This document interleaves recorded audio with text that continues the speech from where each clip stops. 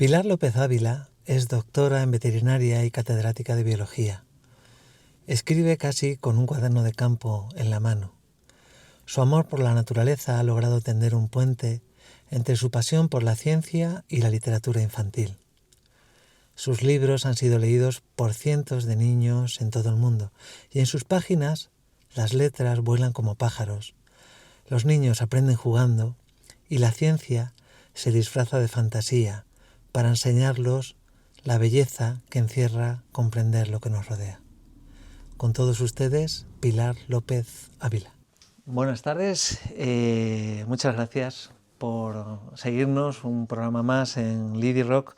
Este es nuestro 30 programa, llevamos ya casi 2 años realizando entrevistas relacionadas con el mundo del arte en el más amplio sentido y bueno, para nosotros es un placer y es un orgullo haber llegado hasta aquí y también es una oportunidad de demostrar que se pueden hacer las cosas simplemente por amor al arte, nunca mejor dicho, ¿no? Lo del amor al arte.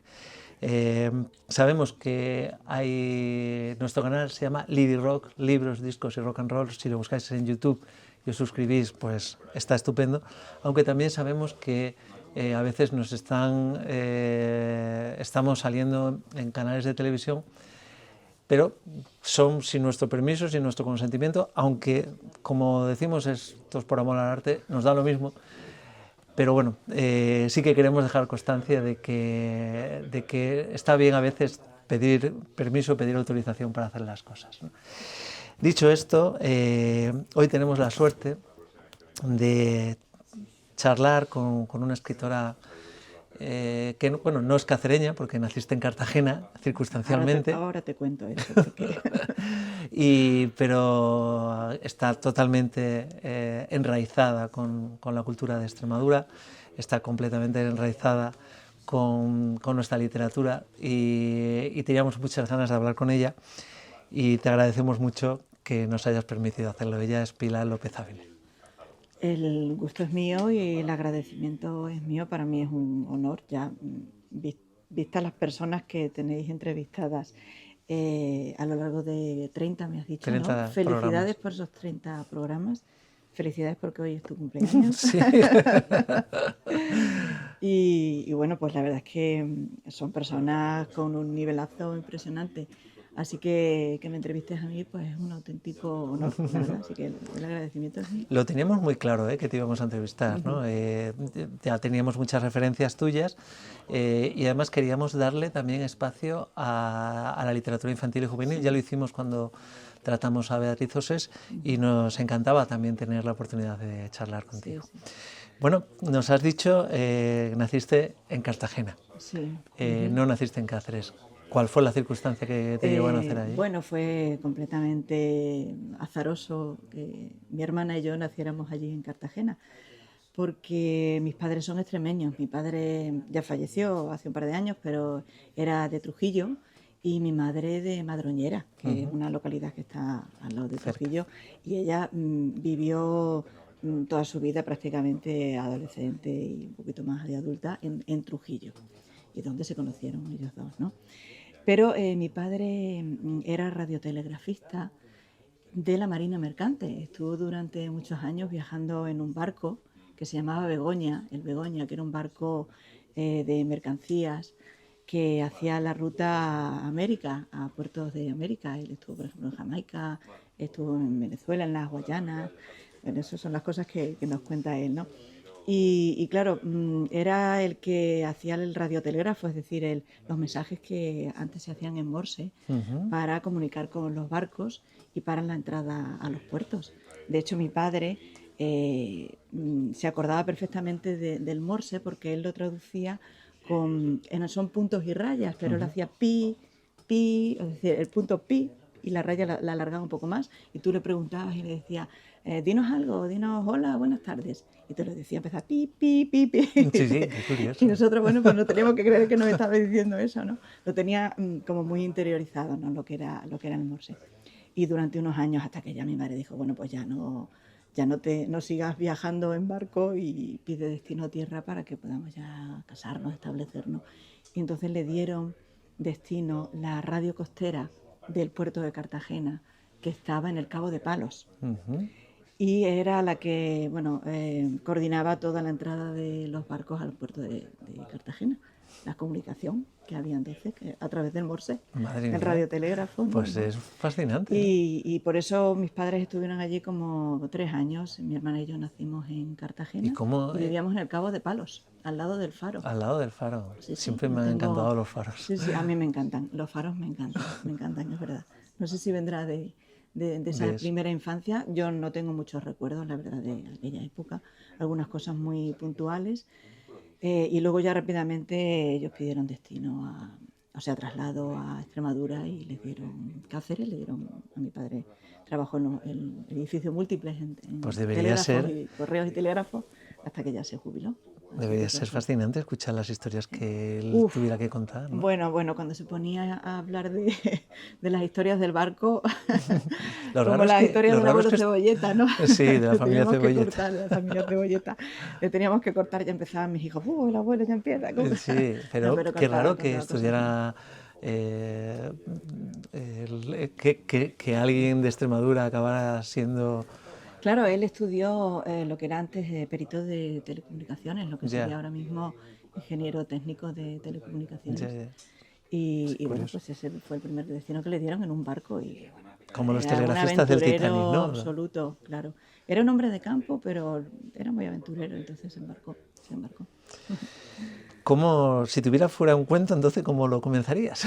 Si mi vida fuera un cuento, eh, bueno, empezaría hablando de que mis orígenes han estado cerca del mar Mediterráneo en este caso, y llevo muy dentro el mar. A mí me gusta mucho el mar.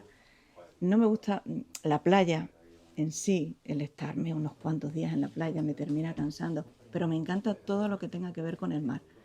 Me gusta mirar al mar, me gusta el mar sobre todo en invierno, cuando hay más El mar oleaje, cuando tempestuoso. está ese color gris y todo lo que hay dentro del mar. Bueno, a mí me gustan mucho los otros seres vivos, los animales. Y bueno, yo empezaría diciendo que aunque nací cerca del mar y me gusta mucho el mar, soy en realidad pues una mujer de tierra adentro, porque luego me he criado tierra adentro. Porque tus primeros recuerdos de la infancia sí son en tierra adentro, Sí, en claro, ya Trujillo. luego.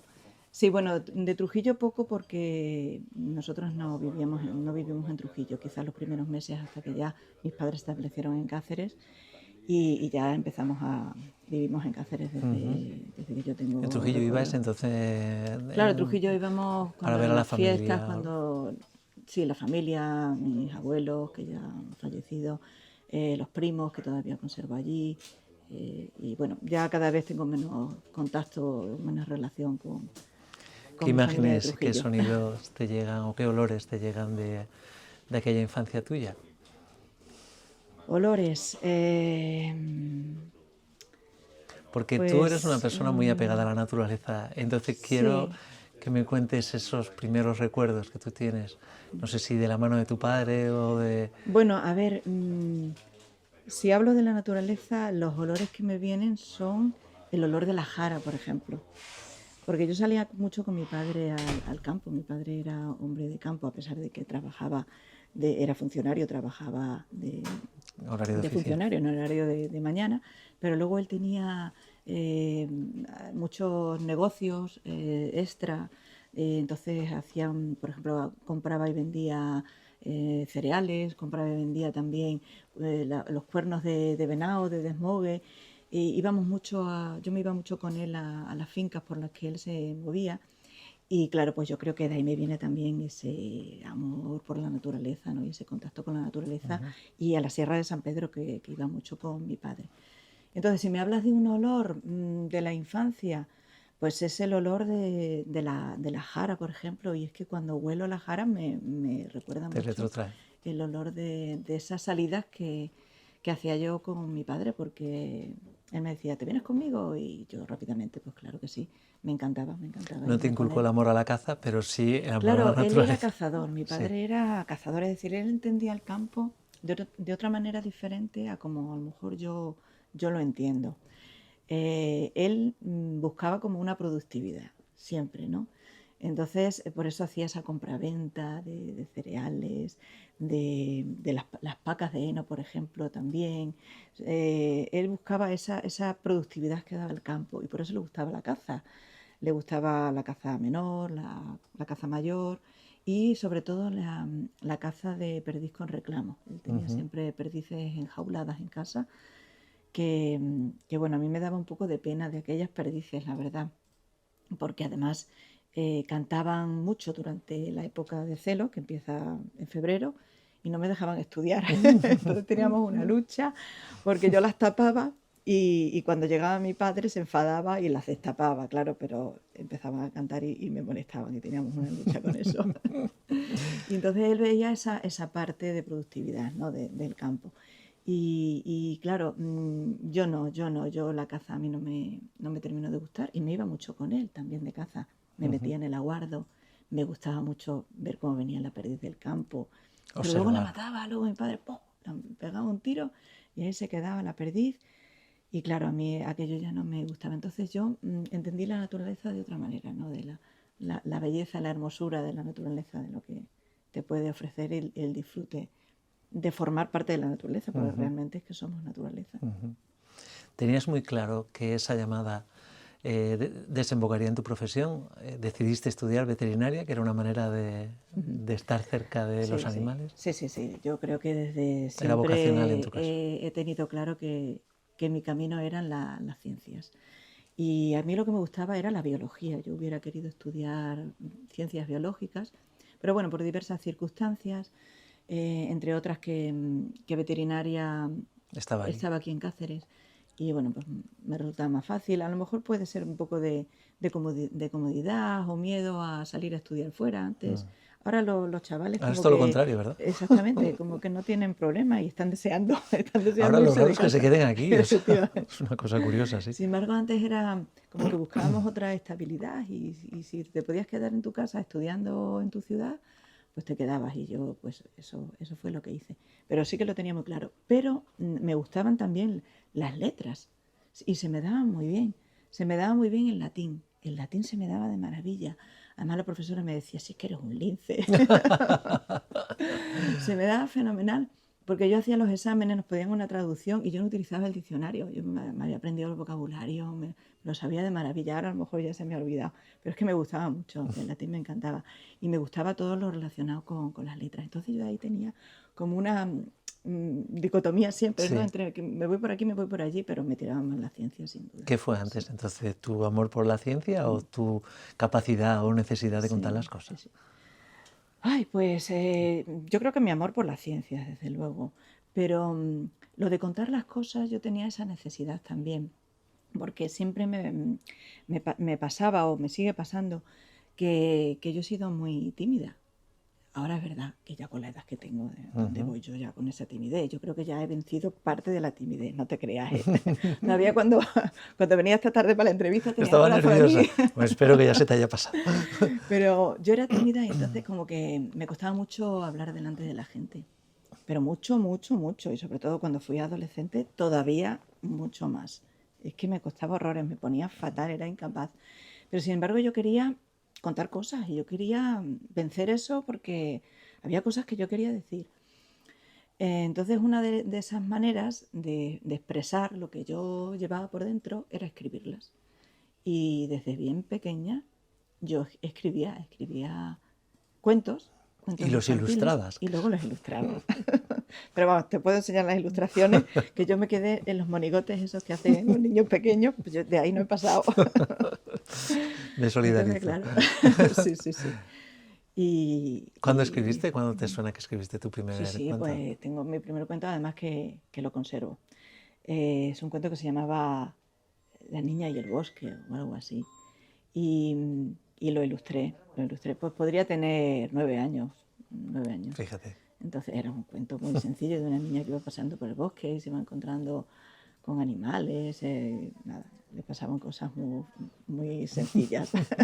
Pero lo ilustré y lo Mucho- encuaderné con una cartulina. Muchos de los animales que aparecen en los cuentos infantiles hablan, ¿no? Si entendiéramos el lenguaje de los animales, ¿cuál sería tu confidente? Tu animal confidente. Un pájaro. ¿Cuál? Siempre, siempre. Te he oído hablar muy bien de los colibríes, pero no sé, ¿cuál sería tu...? A ver, los colibríes me encantan, es que son tan bellos y tan livianos. Bueno, siempre he tenido predilección por los pajaritos pequeños, me gustan mucho. Yo creo que quizás el petirrojo. El petirrojo Sí. sería tu ¿Y confidente. sabes por qué yo creo? Porque el petirrojo es un pájaro un poco especial, porque es una ave solitaria. No es que yo lo sea, ¿vale? Pero quizás viendo esa infancia mía de timidez, y yo a veces como que me costaba relacionarme un poco con los demás, hablar con los demás, y entonces me creaba ese mundo mío interior que luego trataba de expresar con la escritura. Y el petirrojo es un pájaro que defiende mucho su territorio, no consiente que otros se metan en ese territorio, más que cuando él busca estar con los demás y busca pareja, por ejemplo, ¿no? En la época de reproducción. Entonces, quizás yo también me gustan esos ratos de soledad, de estar Son conmigo necesarios. misma, aunque me gusta mucho también relacionarme con los demás, es decir, esa timidez yo creo que, ya, como te dije antes, que creo que la he vencido y me gusta estar con los demás y soy habladora y trato de comunicarme, ¿no? Pero siempre el petirrojo siempre me ha gustado mucho. Además que es un pájaro muy bonito. Es un pájaro con ese pecho anaranjado, tiene unos ojos grandes, muy oscuros, ese pico afilado, insectívoro. Pájaro precioso.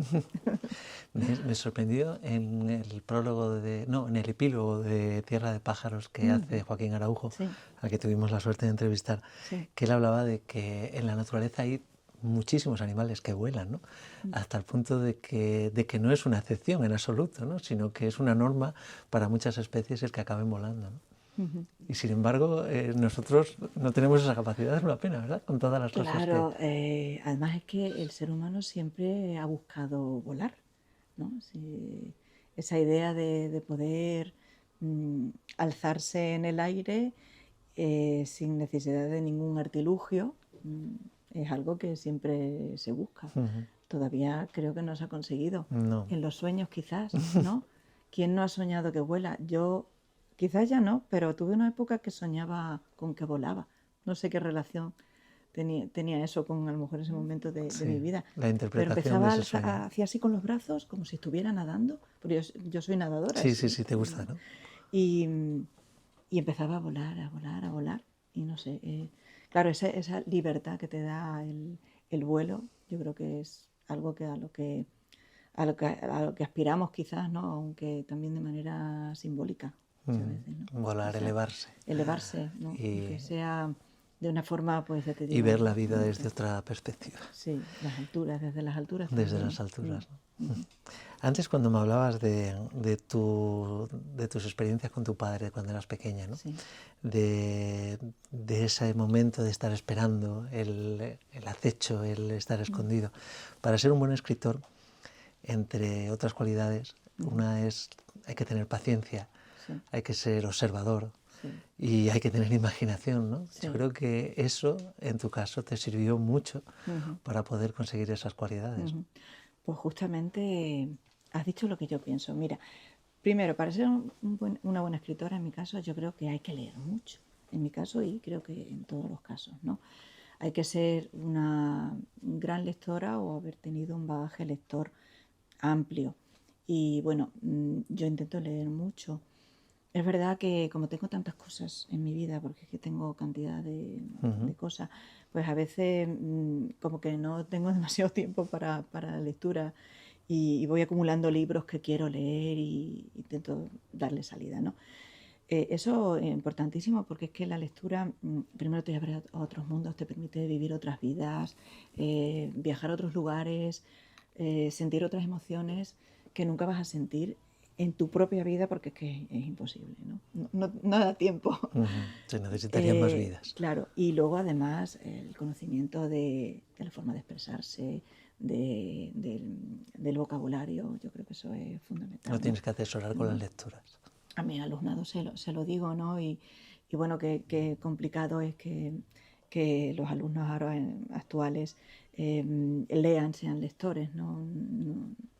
La lectura, sobre todo a partir de cierta edad, como que la van abandonando porque hay otras cosas que que llenan su vida. La inmediatez de los mensajes que les llegan, claro, el eso Twitter, es. el Y yo, TikTok. cuando puedo, meto ahí la cuña de la lectura, pues siempre les digo que la lectura es una forma más de ocio y de diversión, aparte de que les puede ayudar mucho desde el punto de vista académico y de, bueno, pues eso, saber expresarse y saber escribir.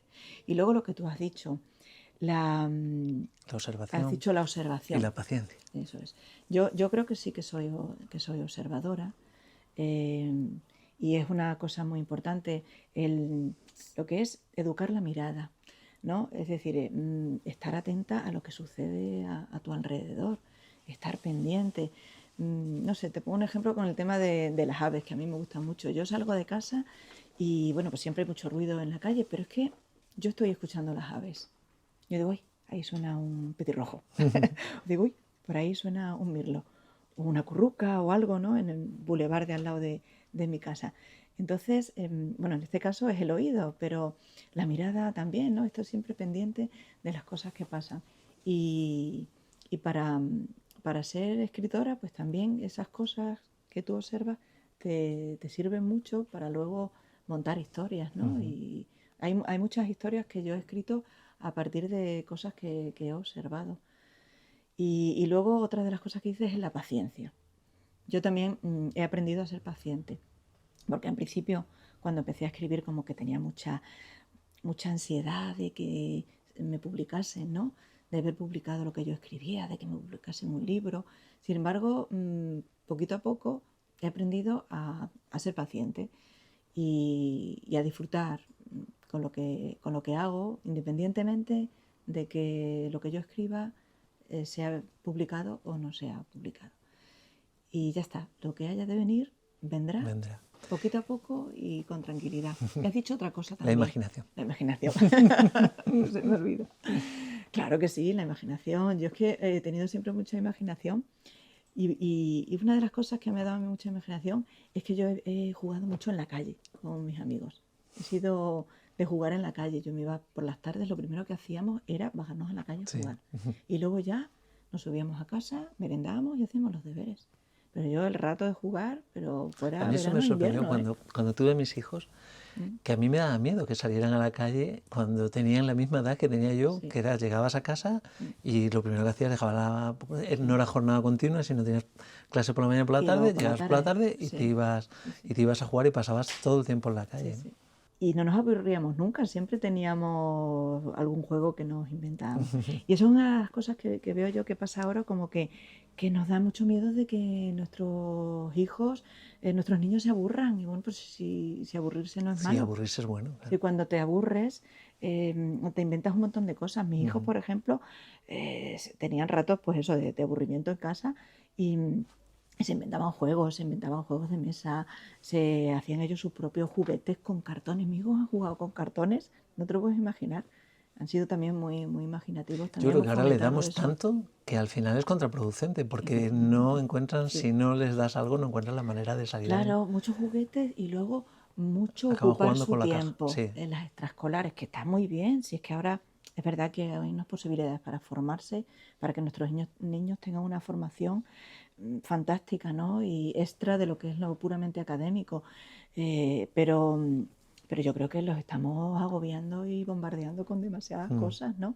Vale, que hagan deporte. Por ejemplo, mis hijos han hecho deporte, nos parecía lo más importante. Inglés, bueno, vale, sí, pero ya está. Y luego, cuando terminan los deberes, pues a A jugar, jugar que me y aburro, o pues aburrirse. invéntate algo, lee, que leer es muy divertido. Pilar, ¿y esa imaginación te ha servido también para que tus clases de biología sean más divertidas? Quiero decir, que cuentes la historia de la célula como un cuento bien contado. Bueno, a ver, yo no sé si mis clases de biología son divertidas, eso que te lo tendrá que decir mi Tus alumnado, alumnos.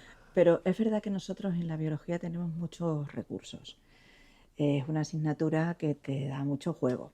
Entonces yo he procurado nutrirme o tener un surtido de recursos muy amplio para poder dar mis clases de biología. Entonces, en ese sentido, pues tenemos, por ejemplo, yo trabajo en el Norva, el Instituto Norva, y es un instituto que está en el centro de la ciudad, sin embargo tiene una zona verde magnífica. Tiene un arbolado que cuando yo me di cuenta de los árboles que había en el Norba, digo, pues es que esto es un tesoro lo que tenemos aquí. Había una zona verde que cuando yo llegué, yo llevo como, bueno, ya he perdido un poco la cuenta de los años que llevo, ya habré 8 o 9 años en el Norba. Había una zona que se ha transformado en un huerto, otra zona que hemos ido transformado en un jardín. Y todo eso me vale a mí para sacar a mi alumnado al exterior y aprovechar ese recurso tan bueno que tengo para mis clases de biología. Luego tenemos el laboratorio. El laboratorio lo utilizamos muchísimo, muchísimo. Tenemos una batería de prácticas de laboratorio, depende también del nivel, porque no siempre encajan determinadas prácticas, ¿no?, con el currículo, pero también lo utilizamos en el laboratorio. Y luego yo en el Norba, ya que me preguntas, pues llevo un proyecto que se llama Norba en Verde, que es un proyecto interno que tiene que ver con todas esas zonas verdes y tiene que ver con el tema del reciclaje, del ahorro de energía, del ahorro de agua. Entonces, bueno, pues hacemos muchas actividades en relación con todo eso, que aprovecho también para como recurso para mi alumnado. Entonces, bueno, en ese sentido es verdad que la materia hay que darla y que hay cosas que son un poco más arduas, les aburren un poco más. Por ejemplo, y sintiéndolo mucho por mis compañeros que son geólogos, la parte de la geología no les suele gustar tanto, aunque la geología, cuando la entienden bien, es fascinante y a algunos les engancha. Les gusta más la parte de biología y ahí, claro, tenemos muchísimos recursos. Cuando nosotros éramos pequeños estaba la serie Eras una vez la vida, ¿no? Que tanto formó a toda la... O la de El hombre y la tierra. El hombre y la tierra. De Félix Rodríguez de la Fuente, que eso ha sido la base de muchos de los que nos gusta todo lo relacionado. Uno de los grandes... de los momentos trágicos de nuestra infancia fue cuando murió Félix, ¿no? Cuando murió Fofó, para quizás también, sí. Pero cuando murió Félix, desde luego. Sí, eres una mujer científica y eso nos interesa, ¿no? Hay momentos en el año en el que se pone el foco precisamente en eso, ¿no? En animar a las niñas a que se decanten por estudiar las ciencias. ¿Tú crees que eso es necesario? ¿Por qué pasa el que muchas veces las niñas no optan por estudiar materias relacionadas con la ciencia? Bueno, no sé, yo creo que tradicionalmente como que la ciencia, la tecnología se ha orientado siempre un poco más hacia el ámbito masculino y luego otra parte como de las humanidades, las ciencias sociales, hacia el ámbito femenino, como que tradicionalmente, ¿no? Yo creo que eso ya quizás no. Ya hay muchas niñas que estudian ciencias. De hecho, yo doy el bachillerato de Ciencias de la Naturaleza y de la Salud y te puedo decir que ahora mismo en uno de los bachilleratos que doy hay más niñas que niños y muchas quieren estudiar carreras relacionadas con la salud, como puede ser la medicina, la enfermería o, por ejemplo, carreras como la bioquímica, la biotecnología. Entonces, yo creo que ahí ya se está equilibrando. Esa diferenciación se está equilibrando más. Y luego hay una cosa que a mí me interesa también, que las humanidades son también importantes y creo que hay que seguir potenciando las humanidades y no deberían separarse. Tanto, ¿verdad? Porque yo, por ejemplo, a ver, no sé si sería muy pretencioso decir que yo pues soy una mujer que uno esas dos partes, ¿no? La parte de las humanidades y la parte de las ciencias. Y yo creo que perfectamente se pueden combinar. Es decir, no por ser de ciencias tienes que abandonar la parte de la literatura, la parte del aprendizaje de las lenguas, por ejemplo. Todo eso se puede combinar y te da una formación muchísimo más amplia. Tienes una percepción mayor del mundo. Yo creo que ahora mismo las carreras de humanidades están siendo un poquito más apartadas. Me da a mí la sensación que hay menos alumnado en humanidades que en las carreras de científicas y tecnológicas. No sé si será por la demanda de carreras o de grados que hay ahora. Me refiero a las profesiones ahora más en boga. Más demandadas o más en boga. Sí. Vamos a entrar ya un poco más en la labor literaria. ¿Qué le debes a la letra ñ? La letra ñ, wow. Le debo muchísimo. Yo creo que quizás mis inicios ya como escritora más a nivel más nacional, por así decirlo, ¿no? Porque bueno, aunque yo los primeros libros publicados que tengo son aquí en Extremadura, pues a través de la Consejería De Medio de Ambiente. Agricultura y Medio Ambiente, que fue por aquel entonces, y luego a través de Norbanova también, Que luego la hablaremos. Asociación Cultural Norbanova. Pero yo escribí un cuento que se llamaba La ñ que perdió el moño, que era un cuento muy simpático, porque resulta que el viento se llevaba el moño de la ñ, que por cierto se llama virgulilla, Virgulilla. la virgulilla, y Se quedaba en mono. entonces se quedaba como una N y claro, pues no era capaz de decir las cosas con ñ, entonces en vez de decir moño decía mono, en vez de decir mañana decía manana y cosas así.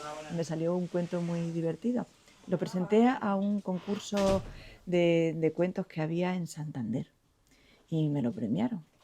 Entonces fui para allá, me dieron el premio, bueno, aquello fue para mí maravilloso. Y bueno, pues me dio también por presentarlo a las editoriales, junto con otra serie de cuentos que yo tenía. Recopilé una serie de cuentos entre los que iba el cuento de la ñ. Y entre otros se lo mandé a la editorial Bruño.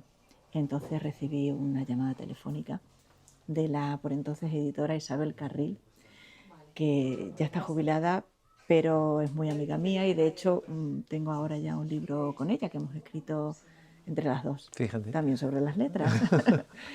Y bueno, pues me llamó y me dijo, ¿por qué no escribes alguna más? Así en esta línea. Y bueno, pues fue lo que hice, le mandé unas cuantas letras más y no, al cabo de varios años, porque tardó bastante el proyecto en cuajar, pero al cabo de varios años se publicaba el libro de Las divertidas aventuras de las letras, el primer tomo, porque luego vinieron otros más de la colección de las letras divertidas. Y ayer justamente, o el otro día que estuve aquí en la librería, bueno, no sé si hemos dicho que estamos en la librería La Alondra, que, decir. que nos ha acogido y tenemos que dar las gracias a Teresa, tenemos que dar las gracias a Raf y a Rocío, y a la librería La Alondra, Rosa, que está en el R66, que amablemente nos ha cedido este espacio. Es una librería fantástica. Y justo el otro día me fijé que lleva por la edición número 17, Fíjate. Las divertidas aventuras de las letras. Pero están de las letras, de los números, de las letras pequeñas. Claro, luego ya empezamos más divertidas aventuras de las letras. Es decir, ya le doy una segunda vuelta al abecedario. Luego los números, me encargan las divertidas aventuras de los números. Luego las letras se van de vacaciones. Después las hermanas pequeñas de las letras divertidas, que son las minúsculas. En fin, las rimas de las letras. Bueno, le he dado un montón de vueltas al abecedario. Y el último que va a salir ahora en febrero, un poquito más adelante, será las letras y los cuentos clásicos. Es decir, las letras se meten en los cuentos de toda la vida. Por ejemplo, la A en el cuento de Aladino y la lámpara maravillosa, la B en el de Blancanieves, la C en el de Caperucita y así sucesivamente. Y ese es el que te digo que he escrito con Isabel Carril, porque ella me habló, me dijo, Pilar, ¿por qué no hacemos algo juntas?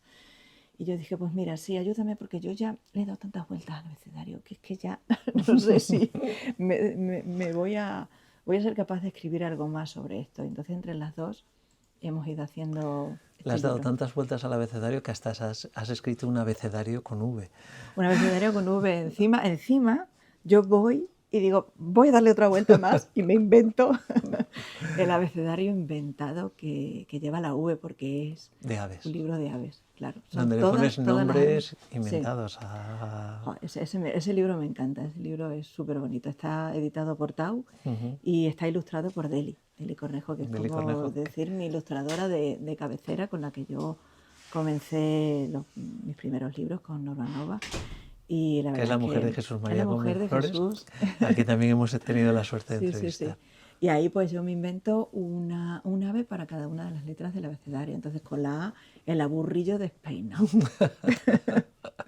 Con la B, el bifusilador. Con la C, la coqueta colilarga, que además la coqueta colilarga tiene una historia muy bonita porque le pone música a la letra, que son coplas, le pone música a Ana Peromingo, que ella es maestra y además es soprano. Y bueno, le inventó una canción y la cantó cuando la presentamos justo en la Feria del Libro. Y entonces, bueno, yo he cogido esa canción, claro, y la canto cuando hago encuentros con autores. No la canto como ella, ni mucho menos, pero es muy chula, la verdad. Y Yo he me da tenido mucho oportunidad juego. de compartir Ah, contigo sí, bueno, es verdad. y que cuando antes estabas Sí, diciendo sí. que no, que eras tímido y tal, yo recuerdo aquella vez que compartí un acto contigo, como hiciste cantar a todo el mundo tu canción y la gente Sí, entregada, ¿no? sí. A Enseguida te ver, lo llevaste es a... verdad que soy tímida y me cuesta mucho, bueno, pues a lo mejor coger confianza, ¿no? Pero yo no sé qué me pasa, que cuando ya me pongo delante de los Te niños creces. o delante de así, cuando voy a hacer un encuentro o algo, como que hay como una transformación y digo, ya tengo que tirar para adelante. Entonces ya como que tiro de todos mis recursos y de ese bagaje a lo mejor que tengo ya de tantos años y al final pues me terminan saliendo las cosas, pero de verdad que si echo la vista atrás digo, es que no sé cómo soy capaz de hacer esto. En la literatura infantil cobra mucha importancia el poder de la imagen. Tú has tenido la suerte de trabajar con muchos de los Sí, ilustradores con mucho prestigio, ¿no? sí, sí. ¿Cómo es tu relación con ellos? ¿Cómo ha sido tu relación con ellos? Bueno, a mí me gusta muchísimo la ilustración. De hecho, a través de la editorial Norbanova hacemos las jornadas de ilustración, Cáceres Ilustra, que ya este año hemos hecho la tercera edición. Y claro, yo me quedé ahí, como te dije, en lo que son los monigotes y es una cosa como tengo ahí dentro, ¿no? Esa incapacidad para dibujar y me gusta muchísimo la ilustración de la naturaleza y la ilustración en la literatura infantil y juvenil sobre todo. Y bueno, pues la relación con los ilustradores depende un poco también de la editorial. Por ejemplo, en el caso de las divertidas aventuras de las letras, la ilustradora es María Luisa Torcida. Y yo la verdad es que personalmente casi que no tengo mucha relación con ella. La conocí una vez en la Feria del Libro que coincidimos, hemos coincidido un par de veces y eso fue a través de la editorial. Es decir, en ese caso es la editorial Bruño la que busca a la ilustradora y ya está, ¿no? En otras editoriales como Cuento de Luz, que tengo mucha relación de confianza con la editora, entonces ahí ya sí hemos hablado y me ha permitido proponer a mí a lo mejor alguna persona que ilustrase, ¿no? Y, o bien ella, la ilustradora, ha sido la que me ha dicho, bueno, ¿por qué no te lo ilustra esta persona, ¿no? Y entonces ahí pues ya, por ejemplo, en el caso de La cometa de los sueños, pues que está escrito junto a Paula Merlán, que es una escritora gallega, también amiga mía. Me gustaba mucho Concha Pasamar, que es una ilustradora navarra, y ya sí que nos conocemos personalmente, pero no nos conocíamos por aquel entonces, y yo la escribí Por Facebook. por Facebook, me parece que fue, y digo, mira, me gusta mucho tu trabajo, tengo este libro, y no sé, que si quieres te lo mando y a ver si te parece ilustrarlo. Y entonces dijo que sí. Así que lo ilustró ella y la verdad que, bueno, es un libro precioso, precioso, precioso. Y ya con Concha tengo una relación de amistad. De También. hecho, en las últimas jornadas de ilustración ha estado ella aquí dando un taller. Bueno, y es una mujer fantástica, es una gran persona, por dentro y por fuera. Ya, bueno, pues esas son las buenas, ¿eh? Sí, sí, sí, esas son las amistades que yo ya con la edad que tengo busco relacionarme con la gente que me aporta y, ¿no? Un poco de las personas que son un poco Que te más... restan, que prefieres te restan, apartarlas. pues sí, ya con la edad que tenemos. Sí. A veces el ilustrador termina complementando tu idea, va más allá. Cuando lo lees o cuando lo ves dices, ostras, Sí. esto Yo creo que, sobre todo en el caso del álbum infantil ilustrado, que va como un 50% el texto y texto y más. la ilustración, yo creo que ahí la ilustración tiene que aportar más de lo que el texto cuenta. Y eso es lo que hace que un álbum ilustrado tenga calidad y sea un buen álbum ilustrado. Es decir, que no solo lo que tú estás leyendo, no solo la ilustración se limita a reflejar lo que se lee en el texto, sino que además te aporta algo más que tú descubres a partir de la ilustración, que no tiene por qué estar necesariamente en el texto. Son como licencias que en algún momento se puede, se puede permitir el que ilustra y que enriquecen la historia. Y yo creo que eso es lo bonito, descubrir esas cosas. Me pasó una cosa, y te lo voy a contar como anécdota, yo gané un concurso de álbum ilustrado, fíjate tú, en Morón de la Frontera, con una historia que se llamaba El beso que dio la vuelta al mundo, que yo ilustré, pero lo ilustré no con dibujos, lo ilustré con collage. Hice collage y entonces enganché o convencí a mi hijo mayor, Miguel, para que me hiciera unas acuarelas de fondo. Él debía de tener 9 años o así. Entonces yo le veía que él hacía unas acuarelas que cogía el pincel, chum, chum, chum, chum, y le salían salpicaduras, le salía súper bonito. Entonces me hizo un montón, le tuve todo el verano haciéndome acuarelas de fondo y yo le daba gominolas, en fin, le engañé un poco, ¿no? Y sobre esas acuarelas hice yo los collages. Bueno, pues en una de esas, cuando ya tenía montado el collage, lo cogió él y le dio por dibujar un ratoncito, un ratón. Y eso fue una licencia que él hizo, porque no tenía nada que ver la historia. Era de un beso que daba la vuelta alrededor del mundo y iba besando a distintos niños. Y entonces yo le dije, bueno, pues, ¿por qué no dibujas un ratón en cada una de las ilustraciones que el lector tenga que descubrir? Y así lo hizo. Y fue súper bonito, porque aparece un ratoncito escondido en cada una de las ilustraciones y él la Es dibujó. un juego para el lector. Y cuando fuimos a Morón de la Frontera, yo estaba firmando los libros y él estaba a mi lado. Y a mi lado estaba firmando y dibujaba un ratón. Oye, pues qué ilusión para él también, ¿eh? Sí. Y para ti como madre. Para mí y para todos, porque me llevé a los otros. Yo tengo 3, pues a los otros 2 también, que andaban por allí dando vueltas. ¿Qué ventajas le ves a escribir para niños? ¿Y qué desventajas? Ventajas, bueno, ventajas para mí sobre todo, porque yo disfruto, es el disfrute mío personal, porque escribir para los más pequeños me permite desarrollar esa imaginación que yo he tenido siempre, que a lo mejor cuando escribes para adultos, que también tengo obra para adultos, ya tienes que cuidar un poquito que no se te desborde la imaginación, porque, no sé, el adulto a lo mejor es más rígido en ese sentido. Entonces, con los más pequeños, bueno, pues esa imaginación se puede desbordar. Luego también el humor. A mí me gusta mucho reírme, aunque tengo, bueno, algunos textos que no son tan humorísticos, que son como más serios, más de problemas que a mí me preocupan, pero sí que tengo obra también de humor y me río cuando estoy escribiendo. Y eso, pues a mí me gusta incluso cuando leo textos que he escrito y me sigo riendo. Entonces, bueno, es un poco encontrarme yo a gusto con lo que estoy haciendo.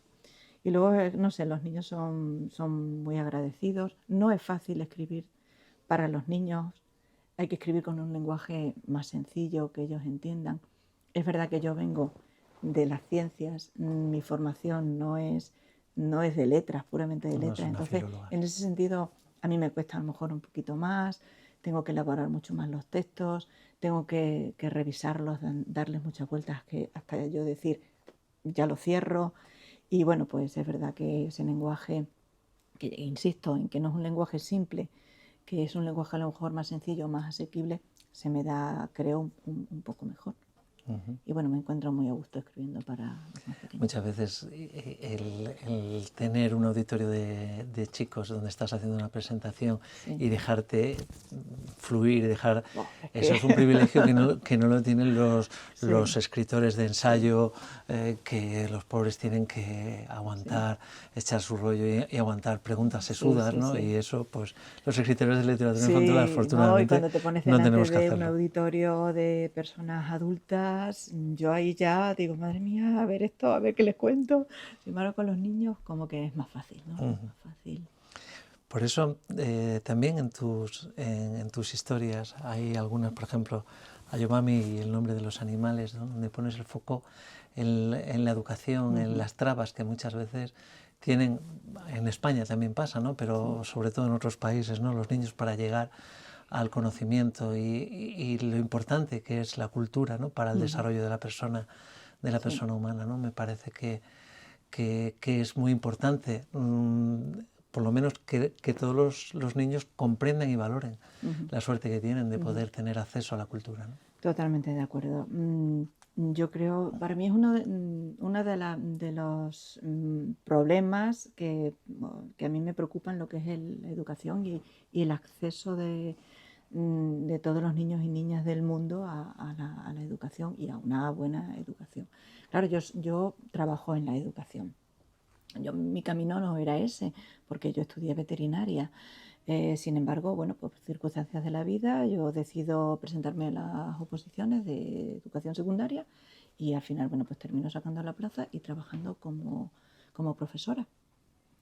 Y yo estoy feliz siendo profesora. Es decir, yo he descubierto mi camino como profesora, porque no solo académicamente hablando, es decir, como profesora de biología, sino como persona que educo también. Y a mí eso me preocupa. No solo la educación depende del profesorado, depende de la comunidad educativa. Y la comunidad educativa la forman los padres, las madres, el profesorado y la sociedad que nos rodea. Todos formamos parte de la educación de los más jóvenes, ¿no? Y luego, en el caso de Ayobami, el nombre de los animales, es el acceso a la educación por parte de muchos niños y niñas que no tienen esa facilidad para educarse. Por ejemplo, niños que viven en zonas de guerra, o que las escuelas han sido destruidas, o que les queda lejísimo O que la tienen vetado escuela, incluso, ¿no? Porque hay niñas que no les o las permite. niñas en determinados países Es del terrible mundo eso. que no tienen acceso a la educación por el hecho de ser niñas. Entonces, todo eso me preocupa, porque es que la educación es la base de la formación de una persona en todos los sentidos. Es decir, la educación académica, ¿no?, de aprender las asignaturas, ¿no?, y luego la educación como persona, que empieza sobre todo por la familia, desde luego. La familia es la base de la educación, da igual el tipo de familia que sea, pero es la base fundamental, y a partir de ahí viene todo lo demás. Entonces, es muy importante, desde luego. Ha sido un Es lo más libro, importante. Ayobami, que ha sido traducido a varios idiomas Sí, y muy vendido sí. fuera de España, ¿no? Sí, bueno, Cuento de Luz, la editorial Cuento de Luz, traduce al inglés porque comercializa mucho en Estados Unidos, pero luego es verdad que este libro recibió un premio del New York Times y de la Biblioteca de Nueva York a las ilustraciones. Es decir, el premio se lo dan a la ilustradora, que es Mara Zabal. Pero bueno, Mara Zabal, lo que yo siempre pienso, ¿no? Digo, ella hizo las ilustraciones en base a lo que yo A lo había que tú escrito. habías Entonces, bueno, escrito. indirectamente el premio también es para mí. Decías antes, cuando hablabas de la suerte que tenías también de ser profesora, yo pienso que el hecho de que seas escritora de literatura infantil y juvenil y estés relacionada en tu día a día con chicos que están en la adolescencia y ya empezando casi llegando a la juventud, también te ayuda a no distanciarte demasiado de cuáles son sus anhelos, lo que más les distrae, lo que más tiempo les ocupa. No es así, ¿no? Te sientes más cercana, ¿no? Sí, eso desde luego, sin duda. Y yo creo que, hablando de los anhelos, por ejemplo, no ha cambiado mucho los anhelos que tiene la juventud de ahora con los que teníamos a lo mejor nosotros. Puede haber cambiado un poco la forma de ser, la forma de estar en el mundo. Son más espontáneos, son más espabilados, quieren salir de casa, viajar y salir a estudiar fuera, que a lo mejor nos pasó a nosotros, que buscábamos un poco más de estabilidad, no movernos de nuestra ciudad, si podíamos estudiar cerca mejor, ¿no? Pero esos anhelos al final siguen siendo los mismos. El otro día, yo soy tutora de este curso de un cuarto de la ESO, son alumnos de 15, 16 años, y bueno, les hacía una serie de preguntas, y ellos me decían al final que lo que querían era, muchos de ellos ponían os decían que lo que querían era formar una familia, tener un trabajo en el que se encontrasen a gusto, y formar una familia. Es decir, al final, pues sí que después de todo eso buscan una cierta Estabilidad. estabilidad. Entonces yo creo que esos anhelos al final siguen siendo los mismos, aunque vaya cambiando la sociedad, y de hecho la sociedad va cambiando y la educación va cambiando y la educación se tiene que adaptar a esos cambios.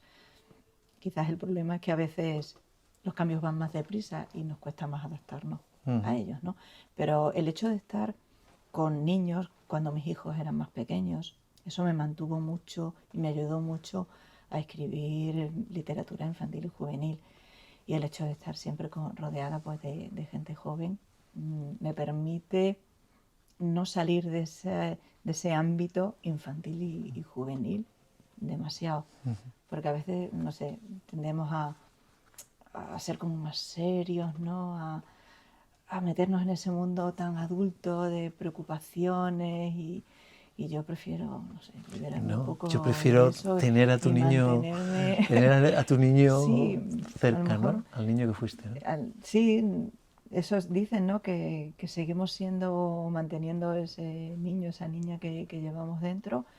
Y yo quiero seguir manteniéndolo vivo, no estar siempre en la niñez, ni mucho menos, ¿no?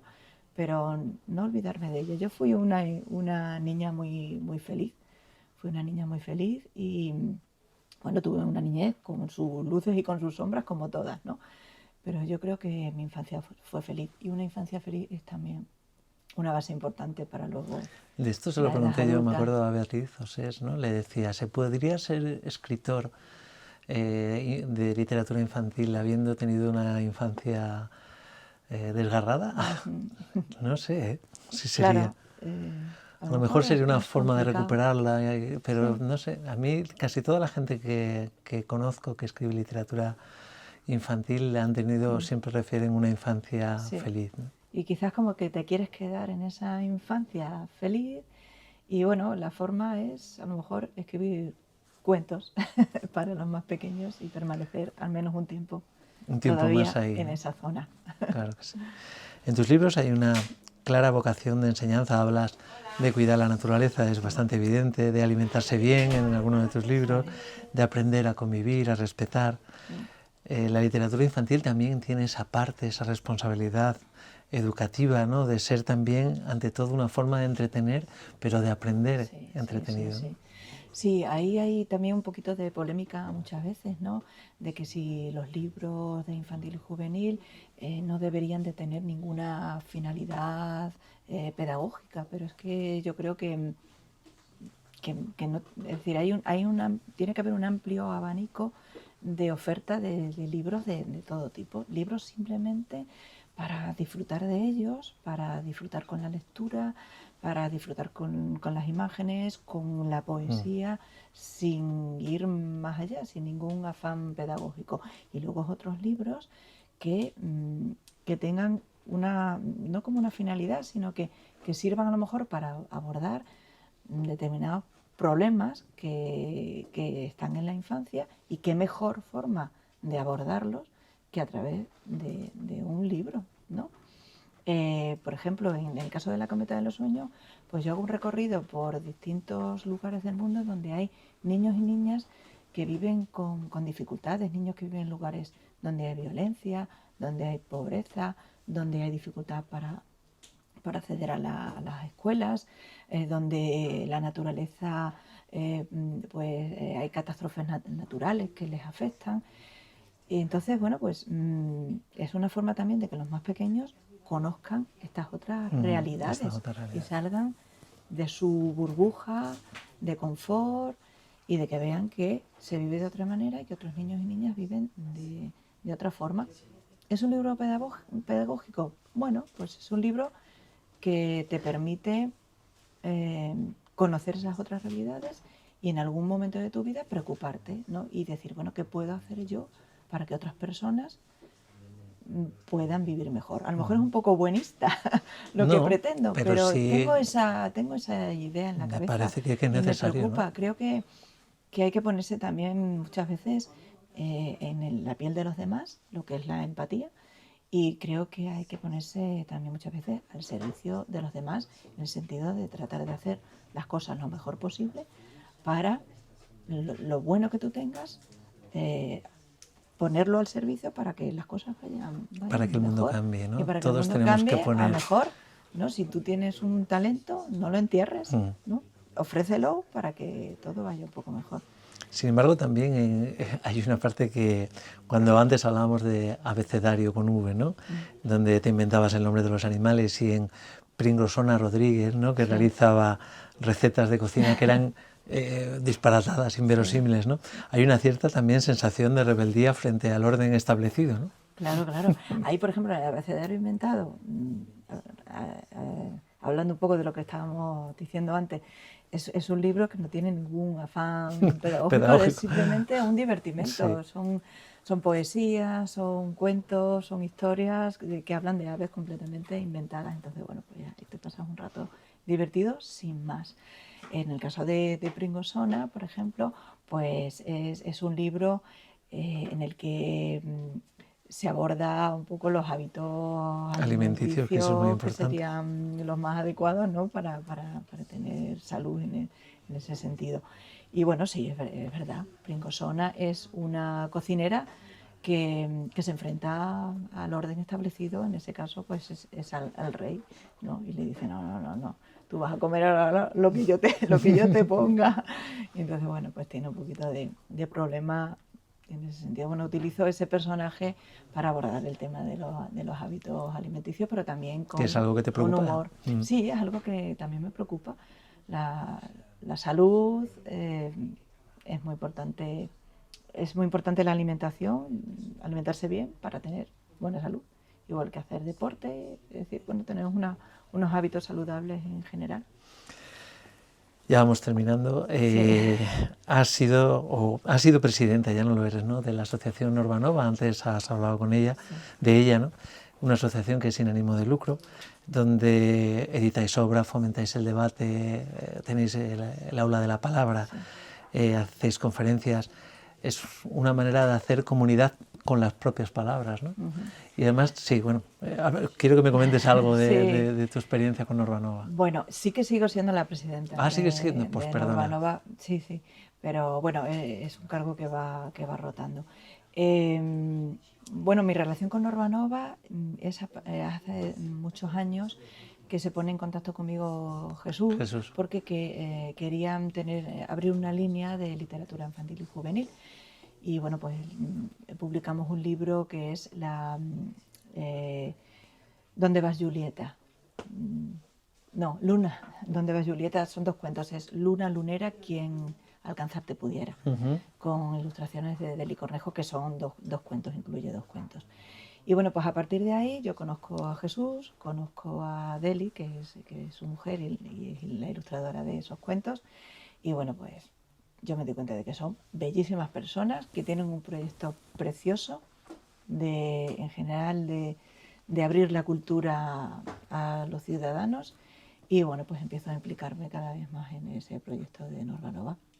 Y en la actualidad pues estoy, creo que, bastante implicada, aunque ahí el que dirige realmente el proyecto y el que coordina es Jesús, pero bueno, ahí, por ejemplo, cuando hacemos las jornadas de literatura infantil y juvenil, pues eso, bueno, lo organizo yo. Las jornadas de ilustración junto con María Polán, pues también las organizo yo junto con Deli, con Miriam, que es su hija, que también está cada vez más implicada.